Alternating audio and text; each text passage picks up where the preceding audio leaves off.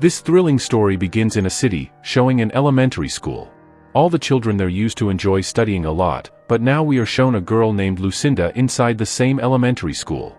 What's worth noting is that, instead of playing with the other kids, Lucinda would go off to one side and just stare at the sky.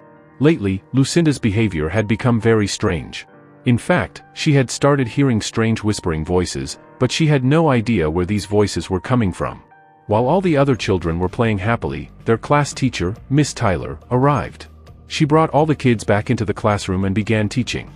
Miss Tyler was actually explaining that on this very day, their school had been founded, and so today was a very special day for all of them. To mark the occasion, Miss Tyler gave all the children a task. She told them to draw what they think Earth will look like 50 years from now. They had to use their imagination and create a drawing based on their vision of the future. Once completed, all the children's drawings would be placed in a chamber, which would only be opened 50 years later, so that future generations could look at them and be inspired. Following Miss Tyler's instructions, all the children began making their drawings. But Lucinda was doing something very strange. Instead of drawing, she was writing numeric codes on the paper. These codes were related to the whispering voices she had been hearing. Lucinda kept writing these messages on the paper as if someone was transmitting them into her mind, and she was just writing them down to convey the message. All the children were making different kinds of drawings. After a full hour, when the time was up, Miss Tyler began collecting everyone's work. But when she reached Lucinda, she saw that instead of a drawing, Lucinda had written numeric codes. Lucinda hadn't even finished writing them completely, but Miss Tyler took her paper anyway. Once all the children's papers were collected, they were placed in a chamber that would not be opened until 50 years later. Everyone, from the kids to the young adults, felt really good about it, as it was meant to become an inspiration for future generations. But then Miss Tyler noticed Lucinda again, standing completely apart from the rest of the children. Lucinda's face looked extremely serious. As soon as Miss Tyler looked away from Lucinda, she suddenly vanished in the next moment. Miss Tyler, along with the school security guards, began searching for Lucinda. Shockingly, Lucinda couldn't be found anywhere in the entire school. But after trying for a long time, Miss Tyler finally found Lucinda inside a locker, her hands covered in blood. Lucinda had apparently used her own hands to complete the same numeric code that she hadn't been able to finish on the paper that Miss Tyler had taken away from her. No one could understand what these events were pointing toward.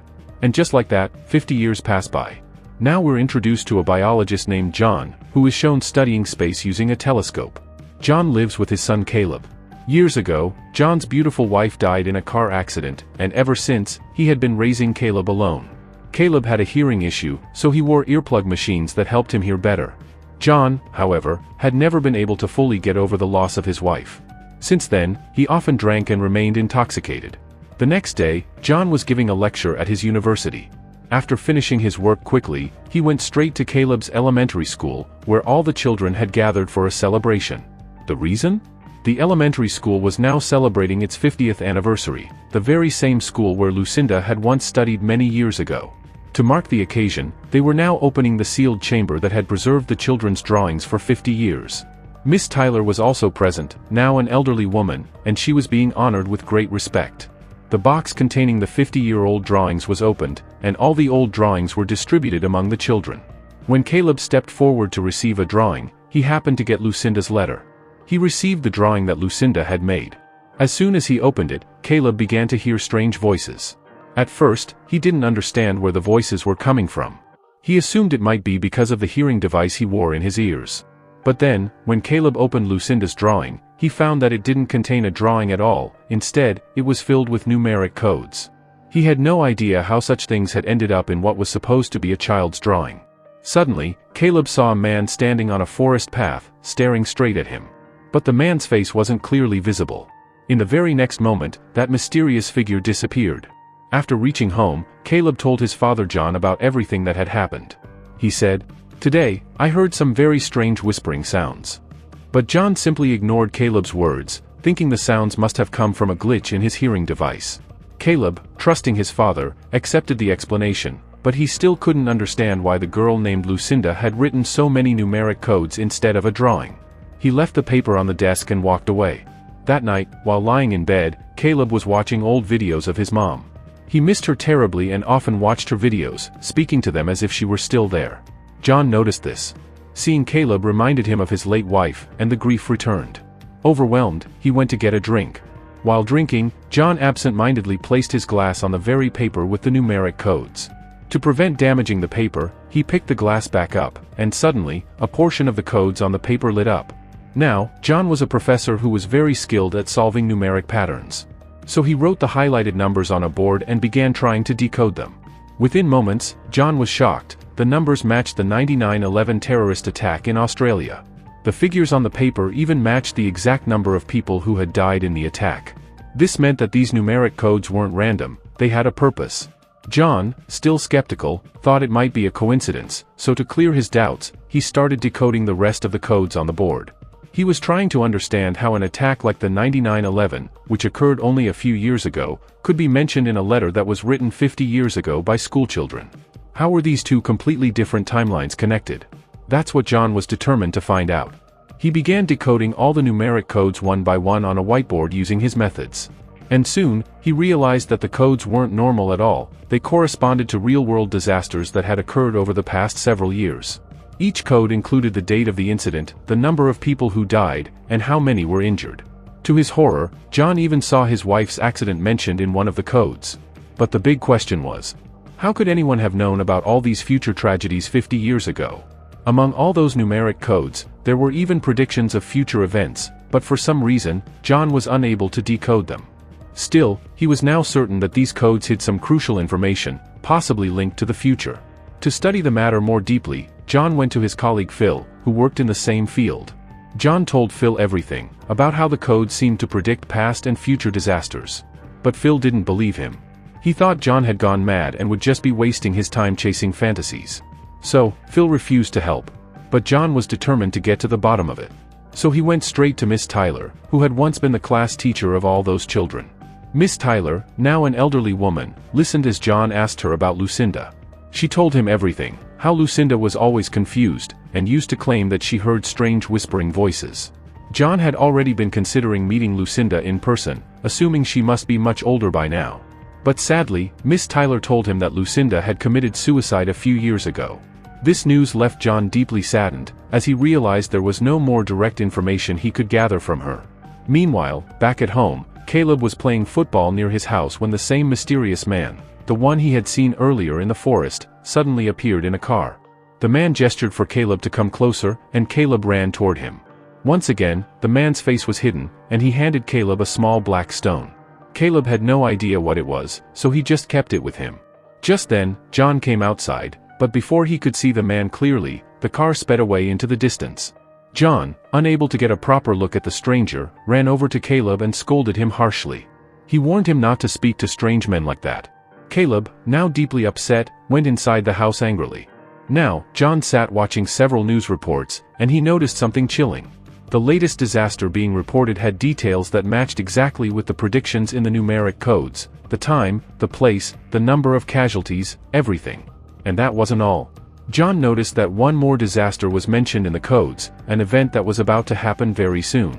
John tried hard to figure out the location of the next disaster, but no matter how much he tried, he couldn't decode the relevant codes. Meanwhile, due to the rain, Caleb called his father and asked him to come pick him up. John immediately took the car and left to get his son. But because of the heavy rain, the roads were blocked and there was a lot of traffic. While stuck, John kept checking the weather forecast, and that's when he suddenly noticed something. The longitude and latitude coordinates shown in the weather forecast matched the numeric codes on the paper.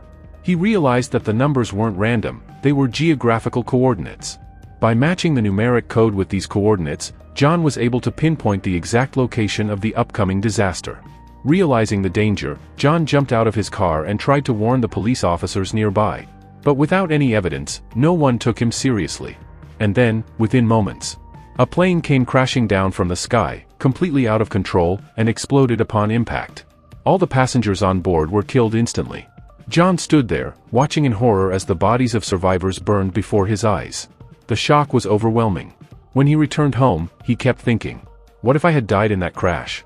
What would have happened to Caleb? He would have been completely alone. John's sister had also come to the house, trying to help out a little. But since his wife's death, John had cut off contact with his family. Seeing his father behave so strangely, Caleb asked him what was going on. But John didn't want to involve Caleb in any of this. He told him to go to his room and sleep. Heartbroken, Caleb went to his room in tears. John, now completely frustrated and overwhelmed, decided to call Phil over. Though Phil hadn't believed him before. Once John clearly showed the patterns and how they were directly connected to the disasters, Phil finally started to realize. Maybe this was all true. After all, Phil was also a skilled professor. After studying John's entire case, Phil concluded that even if future disasters could be predicted using the numeric codes, it would be scientifically impossible to prevent them, because stopping events destined to happen in the future is beyond human control. Meanwhile, Caleb was in his room, still upset with his father. Suddenly, the same mysterious man who had appeared in the forest earlier entered Caleb's room. The man pointed toward a mirror. When Caleb looked into it, he saw a terrifying vision. The entire forest was ablaze, animals were burning alive, and the fire rapidly spread from the forest to the city. Caleb couldn't bear what he was seeing and began screaming, prompting John to rush into the room. But by then, the mysterious man had vanished. John tried asking Caleb what had happened, but Caleb was unable to speak. John assumed it must have been a nightmare that had scared his son. However, when John looked at the mirror, he caught a glimpse of the same mysterious man from the forest. Grabbing a baseball bat, John rushed toward the mirror to confront him, but the man disappeared again. These disturbing events pushed John to his limits. He was now determined to find out the true meaning of the numeric codes and who had written them so accurately. To uncover the truth, John began following Diana, Lucinda's daughter. Diana had a sweet daughter of her own, whom Caleb happened to be playing with. Using this as an opportunity, John approached Diana and began asking questions about her mother. He also showed her the numeric codes in hopes of getting some information. But when Diana learned what John was trying to uncover, she ignored him and walked away, as if she knew secrets that could answer all of John's doubts. When she refused to help, John pleaded with her, saying that if she didn't share what she knew, a major disaster would soon occur, one that would claim the lives of more than 100 people. Despite this, Diana still refused to help. She quickly got into her car and drove away. With no other option left, John decided to take matters into his own hands. He solved all the upcoming numeric codes and figured out the exact locations of future disasters. He then called the police to warn them about a major accident that was going to take place on Long Street. John had discovered that a terrorist attack was going to take place at the metro station. However, when he informed the police officers, they didn't take him seriously. To them, he was just another random person making wild claims. Due to this lack of belief and support, John had no choice but to go to the location himself. He entered the crowded metro station, keeping a close watch on his surroundings. After scanning the area, he began to suspect a man and started following him.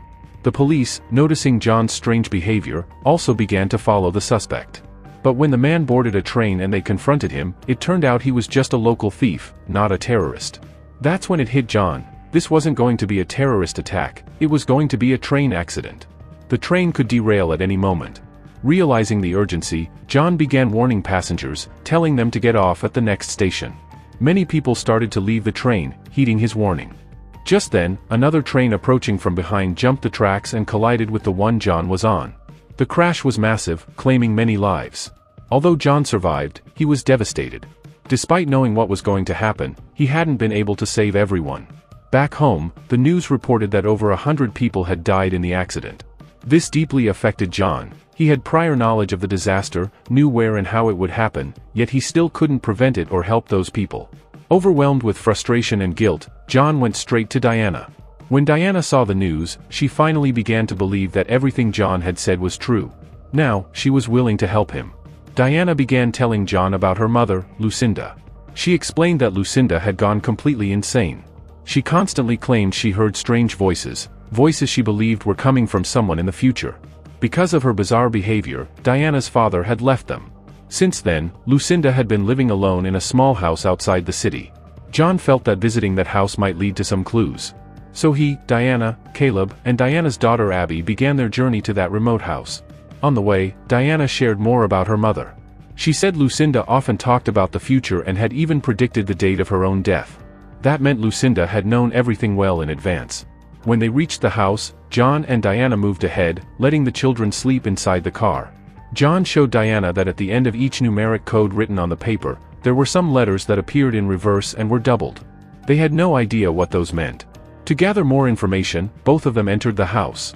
Inside, they noticed the phrase "everyone else" written all over the place.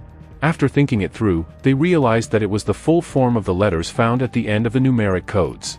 When combined, it revealed a terrifying truth, that everyone else would perish, leaving only a select few behind. The place was filled with strange drawings, seemingly representing some divine or godly figures. John and Diana collected as much information as they could. Meanwhile, Caleb, who was asleep in the car, once again started hearing those mysterious whispering voices. He woke up and alerted Abby. They noticed strange, unfamiliar people approaching the car from all sides, trying to open the doors and get to them. Terrified, Caleb began honking the horn repeatedly. John rushed out to save his son. He chased one of the mysterious figures and cornered him at gunpoint. The man turned around but showed no fear. When he opened his mouth, a strange light emanated from it, temporarily blinding John. Within moments, the man vanished. John quickly took Caleb and Abby back inside the house. At this point, Diana confided in John and revealed that she too had been seeing visions of these unknown figures following her everywhere. She was terrified that they might harm her daughter Abby. Feeling hopeless, Diana broke down, but John supported her and reassured her that they would soon find a solution to all of this. The next day, John noticed Abby coloring a paper in a very unusual pattern. He realized that the drawing corresponded to the unsolved numeric sequence he had been struggling with. Using the drawing, he finally decoded the last piece of the puzzle and discovered that the next major disaster was going to be related to the sun. He immediately rushed to his friend Phil to share the discovery. Upon hearing it, Phil checked the solar system's current status.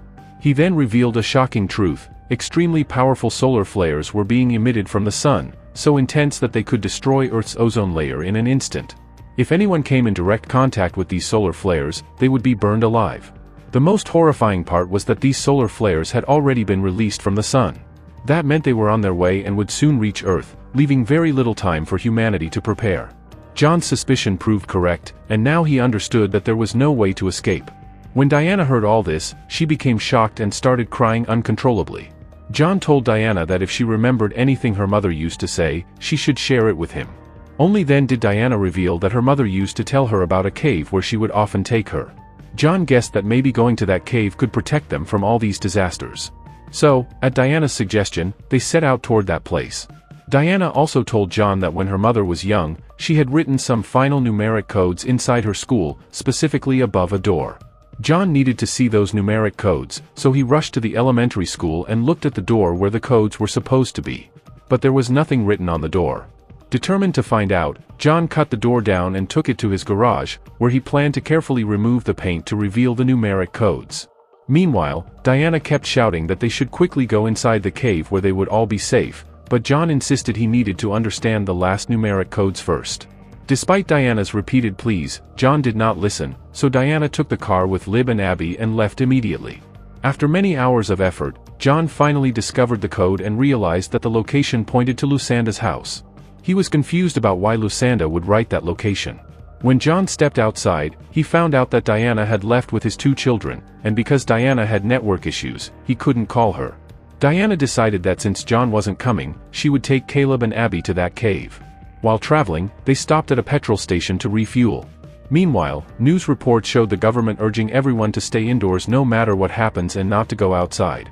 At that moment, Caleb called John, trying to convince Diana that even if they went inside the cave, they might not be safe from the solar flares. John told them he had found the location of Lusanda's house and that they should go check that place once. Suddenly, as Diana looked back, she saw a stranger stealing their car and driving away with it. Caleb and Abby were also in that car, so Diana became extremely anxious and got into another car to chase after it. Unfortunately, Diana's luck was very bad, and she met with a terrible accident on the way. Meanwhile, John was traveling continuously and reached near the gas station, where he inquired about Diana's location from the shopkeeper. On the way, John saw a car accident, and when he got closer, he realized that Diana had died. John immediately took his truck and headed toward Lusanda's house. He was shocked to see that Diana's car was still there, but the place had changed completely. There were many small stones placed there, similar to what he had seen in Caleb's room. Soon, the same mysterious man whom John had seen multiple times appeared there again. Caleb and Abby also arrived, holding rabbits in their hands. John was very happy to see his son safe. Caleb called his father and explained that these people were not bad, they had come to help humanity. Then John learned the real truth: those mysterious people were not humans but aliens who had arrived on Earth many years ago in their spaceship. It was these aliens who had chosen Lusanda 50 years ago and had implanted those whispering voices in her mind, which helped her write the numeric codes. The aliens wanted humans to solve these numeric codes in advance so they could predict accidents and save themselves. However, it took many years to understand these codes, and now it seemed it was already too late. The aliens, disguised as humans, revealed their true forms. They announced that they had chosen Caleb and Abby, and those two would have to come with them to help develop human civilization like the others. Caleb held John's hand and tried to move forward, but the aliens said only the chosen ones could go with them, meaning Caleb had to leave his father and go with the aliens. The aliens took Caleb and Abby inside their spaceship and flew into the sky. Shortly after, we saw many spaceships from different regions abducting children. They began moving toward another planet.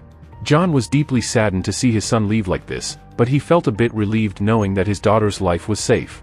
The next day, the solar flares emanating from the sun reached Earth, causing temperatures to rise so drastically that many people lost their lives. John somehow managed to reach his family and shared his final moments with them. Soon after, the solar flares arrived on Earth, unleashing massive destruction that no one could survive. Everything on the planet was destroyed. In the end, we see Caleb and Abby on another planet, happily enjoying themselves. This meant that human civilization had started anew on a different planet in the universe. And with this, our adventurous story comes to an end.